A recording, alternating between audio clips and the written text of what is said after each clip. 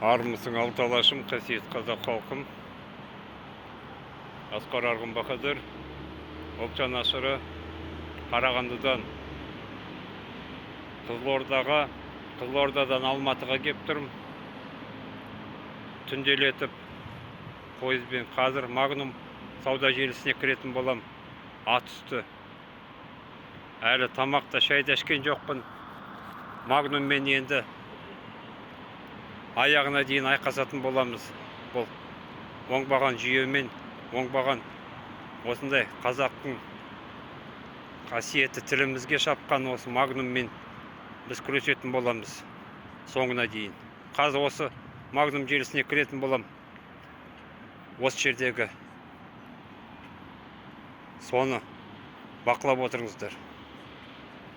Қазақтың саны, қазақтың қаракелі шаңырағы бар ма екен, жоқ па екен, соны көреміз. Қазақтың қаракелі шаңырағында ойран салып жүрген осы Магнум желісі. Соны қазір бақылайтын боламыз. Кім бар, кім жоқ, осының бәрін қазір мен сіздерге айтатын болам. Салам алейкум. Болады. Мен қоғамдық белсендімін. Қайдамнан кіре берсі.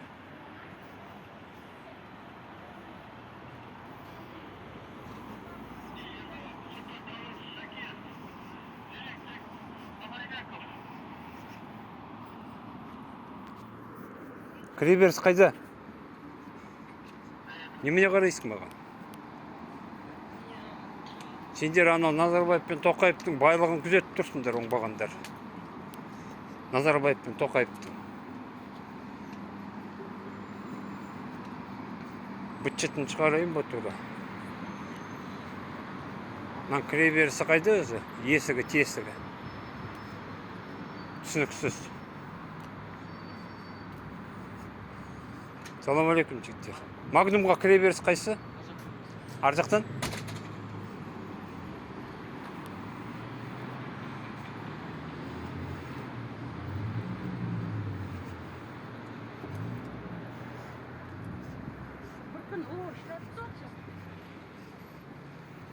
Міне. Түсініксіз мынау есік терезесі қайда?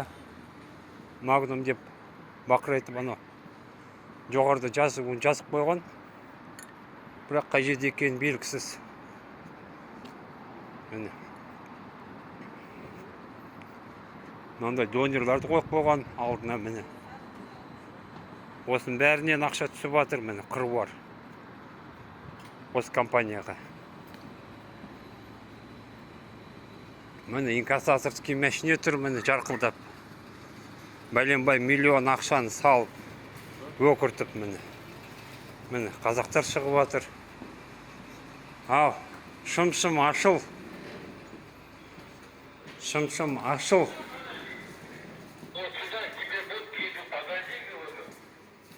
Ау, салам алейкум. Қазақтар жоқ деп еді ғой. Қазақтар жоқ деп еді ғой мен. Қаптап жүр мен.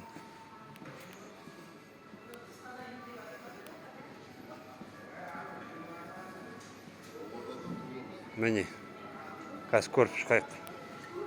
Неше касса жұмыс істеп тұр екен. 12-ге дейін жұмыс істейді екен бұлар. Міне біреу орыс. Қазақтар көрінбейді. Міне. Мына кісі қазақ емес. Қазақтар міне тұр, екі қазақ тұр. Сендер не акцияны естімедіңдер ма? Байкотты. Жігіттер. Байкотты естімедіңдер ма? Қазақстандағы мына Магнум қазақ жігітін шығарып тастап, мен Қарағандыдан келіп жатырмын осы жаққа. Енді қазір қазақша сөйлемейсің деп. Сендер байкотты естімеген болсаңдар білмеймін мен онда. Онда кім естіді? Мен анау Қарағандыдан кеп тұрмын 1000 шақырым жерде. 2 Магнумды жапқыздым мен уже. Қазақша сөйлеткізбеген.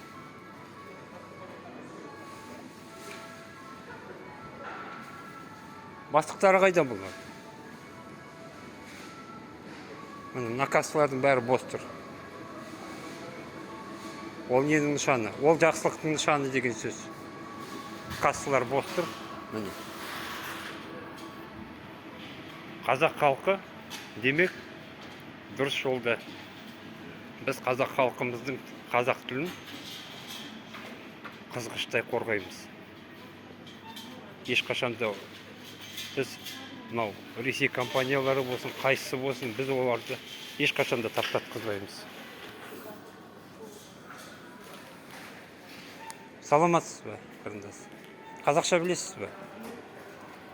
Жақсы. Бастықтарыңыз қайда? Мен Асқар Арғын Бахадыр, ұлтжан ашырымын. Ұлтжан ашырымын, мен Қарағандыдан әдейі келіп отырмын, Шақ Алматыға. Магнумды тексеруге. Өйткені ана жігітті шығарып тастады ғой, білесіздер ғой. Не болғаны? Масқара жағдай болды. Ұят жағдай болды, керемет. Мына жүректен өтіп кетті міне. Сол үшін мен ана жақтан келдім міне. 1000 километр жерде Қызылорда алатып, міне. Ондай жағдай, сұмдық жағдай орын алмау керек міне. Қазақ өз жерінде міне. Сөйлеткізбей оны. Енді масқара, ұят. Сондықтан да мен анау Қарағандан ерінбей сол Қызылорда алатып, жарты Қазақстанды айналып, Қызылорданың да магнумдарын тексеріп кеттім. Мына жаққа келіп тұрмын міне. Қазір бастықтарыңыз қайда? Сол жігіт қайда анау шығарып тастаған? Мен өзімен тілдескім келіп тұр. Кешіріңіз, сізге қандай ақпарат жеткенін білмеймін, ол именно осы филиалда болды деген сөз емес пе? Ол бізде магазинде көп, магнум білесіз өзіңіз өте көп. Алматының өзінде бірнеше даже қанша магнум бар емес қой? Біздің именно филиалда емес, ол дәл біздің филиалда болған жоқ ол. Жарайды, ол енді жағдай орын алды ғой, сұмдық жағдай. Мен Конституцияға, ата заңымызға қайшы, білесің ғой. Ол жерде жазылып тұр 7-ші бапта. Қазақ тілі барлық жерде қолданылады. Көліктерде, мекемелерде, мемлекеттік мекемелерде, мектептерде, барлық салада деп жазылып тұр, иә? Бірақ, қазір мен бірінші кезіккен магнумға тоқтадым. Қарындас, есіміңіз кім болады? Есімім Шұғла. Шұғла, өте жақсы. Сіздің лауазымыңыз қандай? Мен лауазымым бас кассир. Бас кассир ма? Тамаша. Жүріңіз, сөйлесейік. Сол себепті мен бірінші магнумға жаңа ғана пойыздан түстім. Жарты Қазақстанды аралап. Сол себепті мен мына жерге келдім. Шұғла, міне. Біз енді Шұғла былай ғой. Біз енді ұлтжан ашыры болғансын, саламатсыздар ма?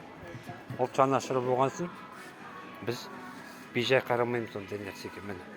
Қазағым осы жерде, қазақ жерінде сөйлей алмаса, онда не?